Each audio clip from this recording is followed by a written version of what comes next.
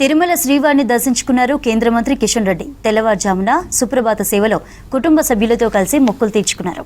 రంగనాయకుల మండపం వద్ద కిషన్ రెడ్డికి టీటీడీ అధికారులు పట్టు వస్త్రాలతో సత్కరించగా అర్చకులు వేద ఆశీర్వచనాలు చేశారు.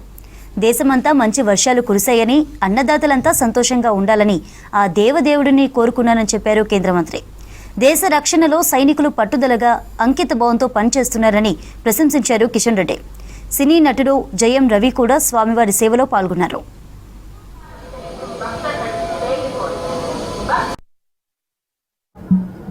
నమో వెంకటేశాయ నమో.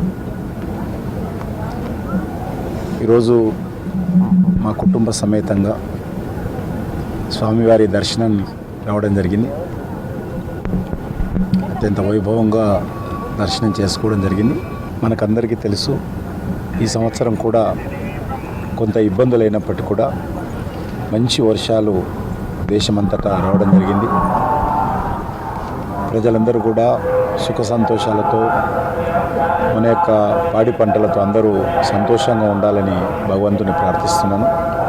ముఖ్యంగా ఈరోజు ఇటీవల జరిగినటువంటి పహల్గామ్ సంఘటన తర్వాత ఆపరేషన్ సింధూర్తో మన సైనికులు, మన భద్రతా సిబ్బంది ఏ రకంగా వీరోచితమైనటువంటి ప్రదర్శన చేసి మన దేశానికి గౌరవాన్ని పెంచేటువంటి ప్రయత్నము, ఉగ్రవాదులను అంతం చేసేటువంటి ప్రయత్నం చేయడం జరిగింది.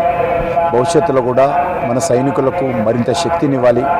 మన భద్రతా సిబ్బంది మరింత పట్టుదలతో దేశ పరిరక్షణలో అంకితభావంతో పనిచేస్తున్నారో వాళ్ళకు అన్ని రకాలుగా అండగా ఉండాలి.